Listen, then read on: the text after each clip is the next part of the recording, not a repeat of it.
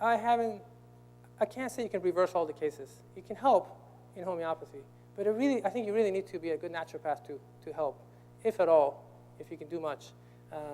Autism is great though. I think autism, we do wonderful, we do great service, I feel like, to the society by treating them homeopathically. Here's some possible remedies again. Just a little clinical pearl that I learned from Dr. Herskew. He just happened to mention that bufo is a good remedy. You might want to just tuck it away in the back of your mind, and I remember that. And honestly, I've seen more bufo cases who are autistic than all the other remedies. That's just been my experience. I've seen like 5 or 6, and they do amazing with the bufo. So thank you, Dr. Herskew. That was a phenomenal recommendation, and I use it. And remember, with autism, just like addictions, the remedy changes over time. So if you start with bufo, they're not going to be always bufo. At some point, they're going to transition. So that's why you need the repeated visits every 6 weeks to follow the patient. There's a scoring system here you can read about, a lot of research. Delirium is something that you can read about here, but basically is not a diagnosis. It's caused by something, delirium. And those are the possible causes. So you want to know the cause and treat the cause, as always. Possible rubrics that come up for delirium. Dr. Nash talks about those remedies, belladonna, hyoscyamus, and stramonium. I had a really good case of belladonna. The patient was delirious. Belladonna brought her back literally within minutes. It's pretty amazing. So just know about those remedies right there. And this is on my website, so if you forget, if you can't access anything, just go visualhomeopathy.com, bottom of the homepage, you have this talk. So you'll have access to it from anywhere. This is the delirium you see with alcoholics, possible remedies for that. Okay, next condition, dementia. There is no impairment of consciousness with dementia as opposed to delirium. With delirium, there is impairment of consciousness. And again, most cases of dementia are not reversible, at least not homeopathically. I'd say most. Some are, but most are not. Depression in the repertory. Again, these are the things that I wanted to highlight. There is no section in the repertory on depression. But there are a lot of rubrics that allude to depression. Those are the rubrics that I found, like ailments, anger, silent, brooding, grief, sadness. So as you can see, say sadness is just one rubric that you make you think about, maybe there's people, the remedies that are listed under sadness suffer from depression. But there are all these other things too, like weeping,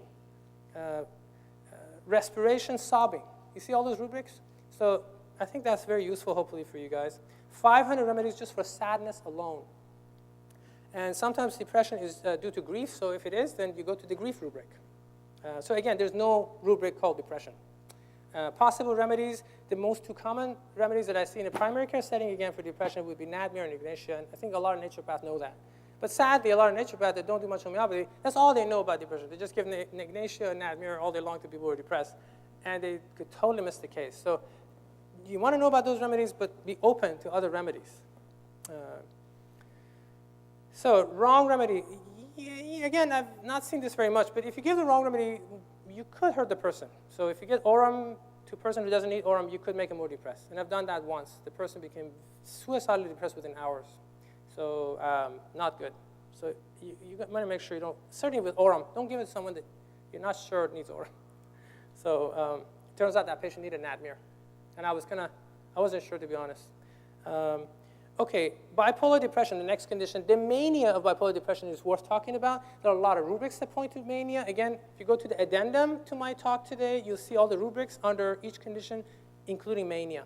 So if a person says, my husband, who is my patient, my husband just bought a brand new Lexus for $50,000 cash, and we don't have the money, that's mania, right? That's mania. So diagnosing these conditions is very, very important, but you don't want to prescribe the diagnosis alone, right? But you need to be able to evaluate. So if a person did that, bought the Lexus cash, and they only have $60,000 cash in the bank, they spent $50,000 on a car, that's mania. So honestly, I feel like if, just a basic naturopathic program, we don't get enough experience diagnosing these conditions, but if you want to deal with the mind of man, you need to learn the basics of the diagnosis at least, to be able to identify mania or bipolar, multiple personality, very difficult to diagnose. So here are the clinical features of mania that goes, it can go with depression or without. If it goes with depression, then you have bipolar. These are possible remedies. A remedy that is worth talking about is lithium myrrh. Now, that's the remedy I didn't know a whole lot about gosh, time is running out, till like a year or two ago, is phenomenal. You know how they give lithium to bipolar, pharmaceutical lithium? Well, there is, the homeopathic version is lithium myrrh. And this is, I hate to admit it, if Dr. Persky is here, please close your ears. But I've had great success with lithium myrrh for manic people. And I mean, it cools them off like within seconds in the office. The mania just goes poof. And it may not be the remedy they ultimately need, but it stops them from buying Lexus's cash. It's a good thing to know. You know, and nothing else is a good start. And then you can work on the right remedy, the core remedy. So again, this is clinical homeopathy. Mood swings versus bipolar. A lot of people can have mood swings, but they don't necessarily have bipolar. So like pulsatilla is a very moody remedy. You don't want to just say, oh, this is bipolar. It's just moody. The mood alternates frequently. So you give them pulsatilla. Grief, the next remedy. There's a whole rubric in the repertoire under mind, grief. Those are the main remedies for grief. Aurum, Ignatia, Nadmir, and Staff. I've seen a lot of cases of grief that those remedies cover very, very beautifully. Just something about forgiveness. Homeopathy is not 100% magic. People have to do the work too. If you have anger, unresolved anger, PTSD, you need to forgive someone. Let's say you're resentful towards someone. You need to consciously work on that. So you need to encourage your patients to consciously forgive the person that made them upset, made them mad. So that's a conscious act. The remedies don't do that for you. You still have to do the work. And we'll talk more about how homeopathy and psychology overlap. There's a lot of research, well, some research I found in depression. Next section would be on fears and phobias. I believe homeopathy is phenomenal for fears and phobias. Refer to the PTSD section of this presentation to learn more about fears and phobias. But again, it's impressive results for fears and phobias, especially in children. I've had so many kids in my practice, they come in with fears and phobias, and I just give them one remedy, let's say Nadmir or pulsatilla, and the kid just feels better. It's just beautiful. See, like if you go to my website, here, this is my clinic website. So this is the Whole Health Clinic website. As you can see, a lot of resources on the right side. If you go to the kids corner right here, you see a lot of videos of kids. And we have the same thing in the visual homeopathy website. The difference is on the visual homeopathy website, the remedies are listed. But this is not for teaching, it's my clinic website, so I don't list the remedies here. But you can actually see how these patients with various mental, emotional, and physical problems were helped with homeopathy, and some of them had a lot of fear. So homeopathy and fears go hand in hand. Okay, so those are some possible, again, clinical homeopathy, some remedies that you may want to think of. Other remedies you want to think of: pulsatilla, carcinosin, Nadmir. These are the kids that I see usually that have a lot of fear. Now, you could be any remedy and have fears, but those are the common ones. I've seen a lot of those. And one dose just completely takes care of the fears. It's just wonderful to see that. Multiple personality disorder, or otherwise known as dissociative identity disorder. Important to know, these people don't know that they have multiple personality. If they come in and the personality you see is one of the personalities. So it's really difficult to diagnose this condition. Hopefully they come in with that diagnosis. Hopefully the psychiatrist writes you a letter if you have that kind of relationship with a psychiatrist. But 94% of them, according to Dr. Bailey, have had history of severe sexual abuse, which puts them in this multiple personality because they split. Like they couldn't tolerate all that. They couldn't digest all that happened to them. So there's a split in their personality. It makes sense that severe sexual abuse would do that. Dr. Bailey, after all these years of experience, in his book, he talks about 4 remedies that he's used. 5 cases, 4 remedies. And they're mandragora, stramonium, mercurius, and boron. Again, you want to think of the Solanaceae family, that sick family of remedies, because multiple personality disorder is a sick state to be. And you want to think of sick remedies. So Solanaceae family, along with a few other remedies that we just talked about. John Schulten also talks about boron as a good remedy for MPD. Again, Dr. Bailey talks about it. And the mandragora, I've never given it, but you want to learn about mandragora, there's a little bit of information on mandragora. Very interesting remedy. Cannabis, again, I talked about this, my cannabis case with multiple personality. He's the one who wept for a week afterwards, and then he felt much more focused, energy was back, blood sugar was regulated. It's just beautiful to see that. The Ullmans in their book they talk about the cannabis case also. They have a good book called Homeopathic Treatment of Depression and Anxiety. I definitely like the remedy. It's more for patients versus doctors. Hysteria, okay, OCD, next condition. Again, you got the disturbing thoughts or images, which are called obsessions, and then you have the rituals. Clinical features of OCD. Then again, remember we talked about how you could have bipolar versus moody, right? Bipolar is a diagnosis. You could be moody without that label.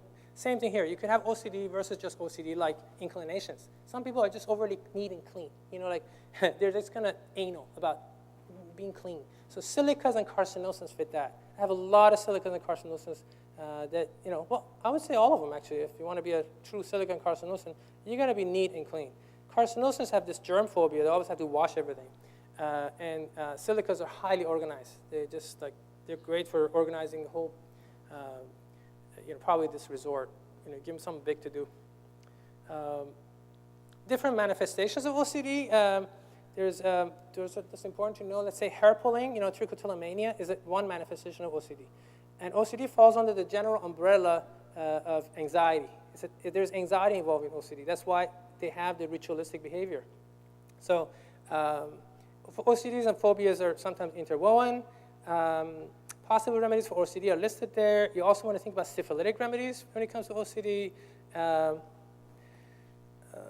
More remedy ideas for OCD. Trichotillomania is kind of a neat condition. That's where you pull your hair, eyelashes, hair on the scalp, pubic hair. So this condition, I didn't know a whole lot about, but I've seen it like one case every 2-3 years. Homeopathy is wonderful for them, but I don't know if it's enough. I do energetic work like EFT or EMDR to go with homeopathy, and the two together, wonderful results to completely help these people.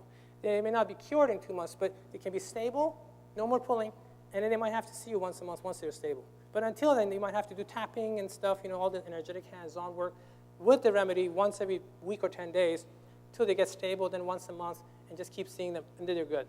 So great results for trichotillomania.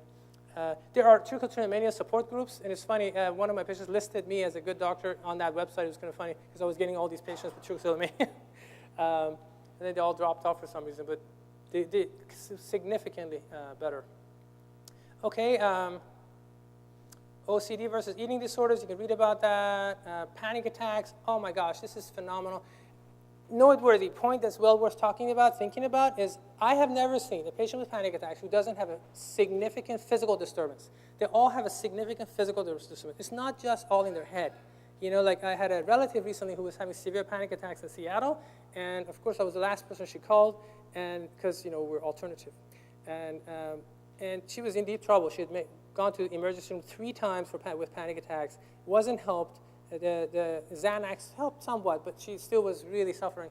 And she called me, and I said, and I know her constitution is sepia. So, and sepias have such laxness in their tissues. Everything is just too relaxed. They're like a wet noodle. I feel like their bodies just don't have enough oomph, to hold them up. They're just so lax. And it was hot summer. We have had a hot summer in Seattle. So I've seen a lot of dehydrated patients, so I told her, I would be willing to bet you're dehydrated. How much water have you been drinking? 1 glass a day, if that, she said. 1 glass a day, if the temperature's in the 90s, we're talking dehydration. So I said, why don't you drink 3-4 glasses of water before I even arrive? And so by the time I get there, which is half an hour later, she was already 60% better. She was like, I can't believe this, but I feel so much better, and I can't stop drinking. It's like the body had forgotten to be thirsty. So the water awakened the thirst in her body.